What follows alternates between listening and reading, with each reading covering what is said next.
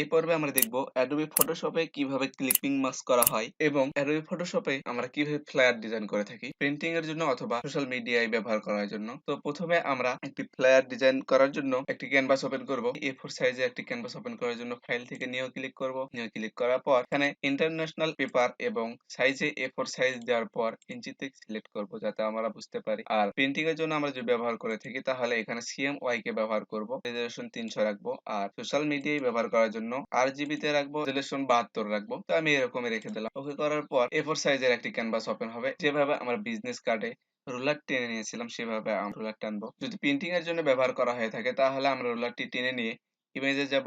ইমেজে যাওয়ার পর ক্যানভাস সাইজে ক্লিক করব।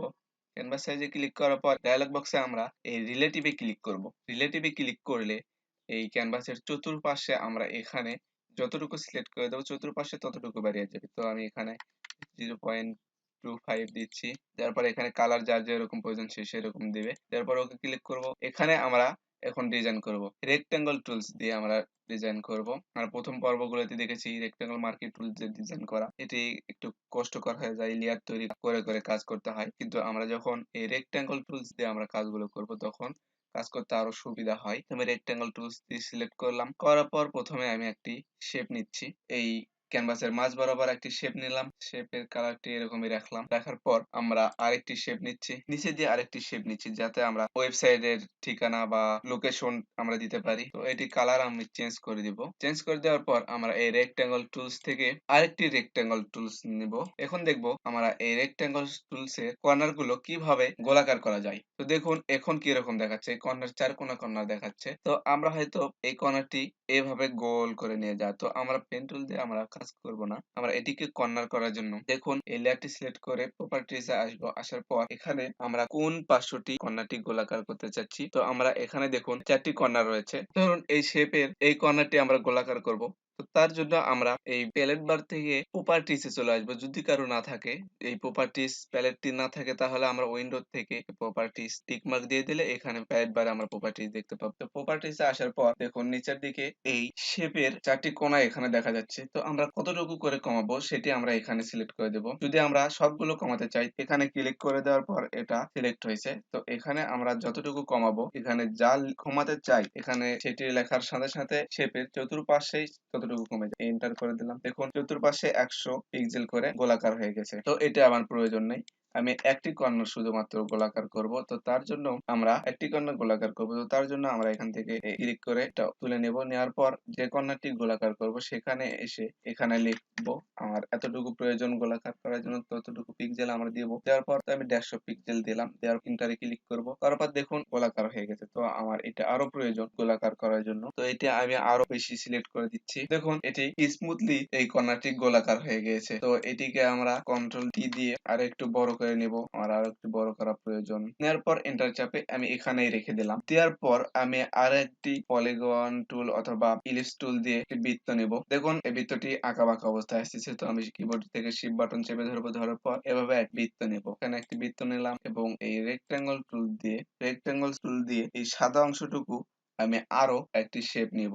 এই সাদা অংশটুকু যেহেতু ব্যাকগ্রাউন্ড অংশ তো আমি এই যে শেপটি নিলাম পরে নিচে রেখে দিলাম। দেওয়ার পর কালারটি চেঞ্জ করে দিচ্ছি এবং এটির কালারও চেঞ্জ করে দিচ্ছি আমি, যাতে আমরা বুঝতে পারি যে আলাদা আলাদা শেপ। তো চেঞ্জ করার পর আমরা এই শেপে স্ট্রোক দিব। তো স্ট্রোক দেওয়ার জন্য এই সাব মেনু বারে দেখুন স্ট্রোকটি বন্ধ করা আছে। তো আমরা এখান থেকে যে কালারে স্ট্রোকটি দিতে চাই সেই কালার সিলেক্ট করব। তো আমি ব্লু কালারটি সিলেক্ট করলাম। কতটুকু স্ট্রোক দিতে চাই সেটি এখানে সিলেক্ট করব। এখানে 3 পিটি অবস্থায় আছে। তো এখানে যদি আমি আরো বেশি চাই তাহলে দেখুন আরো বেশি স্ট্রোক দেখা যাবে। তো আমি এই 8 পিটিতেই রাখলাম। তারপর এন্টারে ক্লিক করলাম। এটাতে ক্লিক করার পর এখন আমরা ক্লিপিং মাস্ক করব। ক্লিপিং মাস্ক করার আগে দেখব কিভাবে টেক্সট গুলো অ্যাড করতে হবে। তো আমরা এখানে হয়তো কোনো কিছু লেখার প্রয়োজন আমরা এগুলোতে লিখবো। তো আমি এখানে টেক্সট টুল সিলেক্ট করে এখানে ক্লিক করলাম। করার পর এখানে লিখতেছি। আমরা লাটো ফন্ট ব্যবহার করব অথবা আমরা লরেন ইপসন ব্যবহার করতে পারি। এখানে আমরা যে কোনো কিছু লিখতে পারি, হয়তো বা হেডলাইন বা যার যেটা প্রয়োজন আমরা সেটি ব্যবহার করব। তো আমি এখানে লরেন ইপসন ব্যবহার করতেছি দ্রুত কাজ করার জন্য। তো এই দিকটিকে আমি বোল্ড করে দিলাম। এখন এটাকে আমি আন্ডারলাইন করব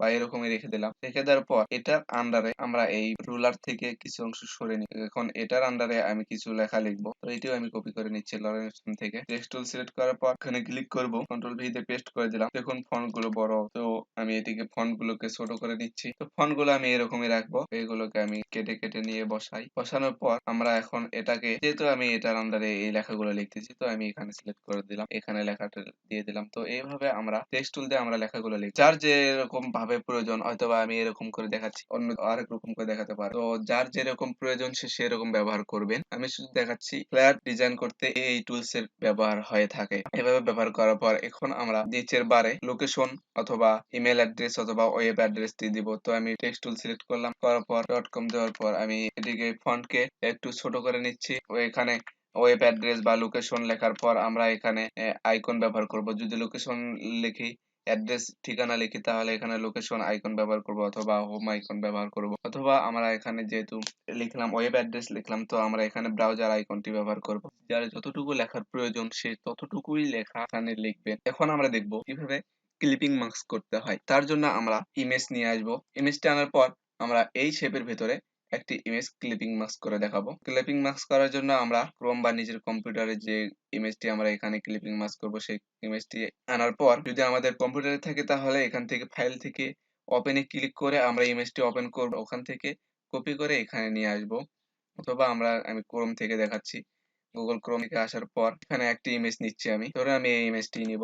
তো ইমেজ ভালো কোয়ালিটি নেওয়ার জন্য যদি আমরা গুগল ক্রোম থেকে এই ইমেজগুলো নিতে চাই, তাহলে এখান থেকে সরাসরি সেভে ক্লিক করব না বা কপিতে ক্লিক করব না। আমরা প্রথমে এই ইমেজটিতে ক্লিক করব। যেহেতু আমি যেরকম ভাবে আমি এই ইমেজটি ক্লিক করলাম, এই ইমেজের ভালো কোয়ালিটি সাইজের ইমেজ নিতে আমরা যদি এই ইমেজের উপর আরেকটি ক্লিক করি, তাহলে এই ইমেজের মেইন যে আপলোড হয়েছে যে ওয়েবসাইটে, সেখানে আমাদেরকে নিয়ে যাবে। অথবা এখান থেকে আমরা কপি করতে পারি, অথবা আমরা যে মেইন যে ইমেজটি রয়েছে সেখানে যাব, যার পর এখান থেকে কপি করে নিতে পারি। তো আমি এখান থেকে করে নিয়েছি। নেওয়ার পর আমরা আবার ফটোশপে চলে আসব। ফটোশপে আসার পর কন্ট্রোল ভি দিয়ে পেস্ট করে দেব। কন্ট্রোল ভি দিয়ে পেস্ট করার পর দেখুন এটাকে ক্লিপিং মাস্ক যদি আমরা এখানে করি, তাহলে বোঝা যাবে যে এটা ক্লিপিং মাস্ক করা ছাড়াও এখানে ভেতরে চলে যাচ্ছে। তো এটিকে আমরা বড় করে নেব। ইমেজের যে লেয়ারটি রয়েছে এটি সিলেক্ট অবস্থায় কন্ট্রোল সি চাপার পর শিফট এবং অল্টার ধরে চাপবো, তাহলে ইমেজটি চতুর্পাশে ভাবে সমানভাবে বড় হবে। পর এখানে আমরা এন্টার চাপ, এটিকে আমরা এই যে লেয়ারে আমরা ক্লিপিং মাস্ক করব, ধরুন আমি এই শেপে ক্লিপিং মাস্ক করতে চাচ্ছি, তো এই শেপের উপরে আমরা যে ইমেজটি ক্লিপিং মাস্ক করব সেটি নিয়ে আসব। আসার পর দেখুন হয়তোবা এখানে আমার ইমেজটি রয়েছে, তাহলে কিন্তু এখানে ক্লিপিং মাস্ক হবে না। তো আমি এই ইমেজটিকে এই লেয়ারে বাউন্ডার ধরে টেনে আনবো। আনার পর এখন ক্লিপিং মাস্ক করার জন্য এই লেয়ারটির যে ইমেজটি রয়েছে, এই ইমেজের লেয়ারটি আমরা সিলেক্ট করব। করার পর আমরা রাইট বাটন ক্লিক করব, মাউস রাইট বাটন ক্লিক করার পর দেখুন এখানে অনেকগুলো অপশন রয়েছে।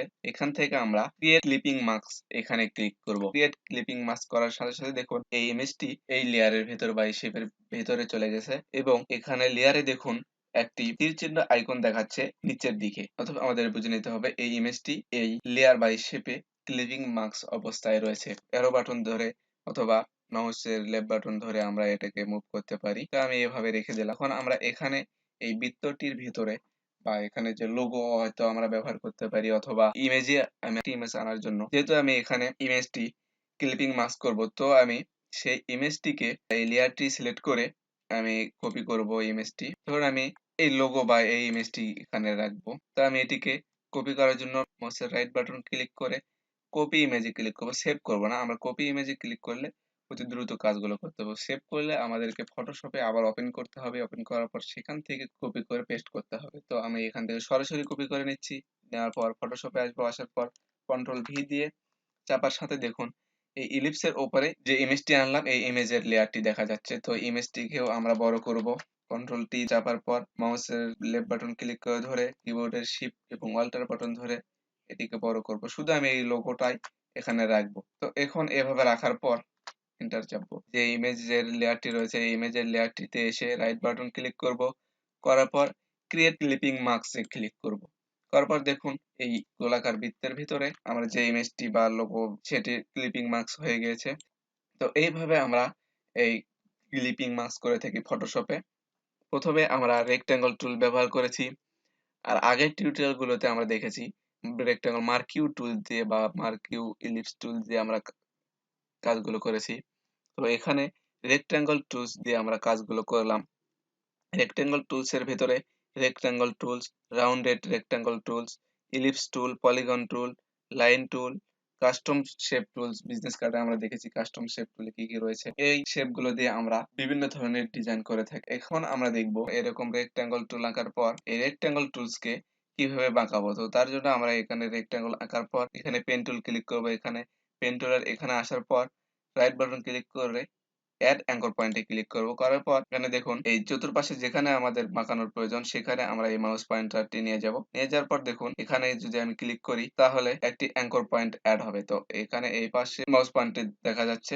তো এটিকে আমরা যখন ক্লিক করে ধরে এরকম ভাবে ভাঁজাবো, দেখুন এই শেপটি বাঁকা হয়ে চলে যাচ্ছে। তো এভাবে আমরা এটাকে এরকম ভাবে ভাঁজ করে দেব অথবা এইদিকে ভাঁজ করে দেব। যার যেরকম প্রয়োজন ড্র্যাগ করে আমরা এভাবে আঁকতে পারি। অথবা আমরা যদি এই শেপটিকেই বাঁকাতে চাই তাহলে দেখুন এখানে ক্লিক করার পর এই শেপের বার যেহেতু এখানে ক্লিক করার পর আমরা এখানে মাউস পয়েন্টার চিহ্নটি আসার পর এখানে মাউসের লেফট বাটন ক্লিক করে ধরে এরকম ভাবে ভাঁজাবো। দেখুন ভাঁজানোর পর এরকম দেখা যাচ্ছে। অ্যাড অ্যাঙ্কর পয়েন্ট দিয়ে রেক্টেঙ্গল টুল গুলোকে অথবা আমরা যে ডিজাইন গুলো করব, যে কোনো ডিজাইন গুলো করব, এই অ্যাড অ্যাঙ্কর পয়েন্ট দিয়ে আমরা সেটিকে আরো মডিফাই করতে পারি। এভাবে আমরা কাজগুলো করব।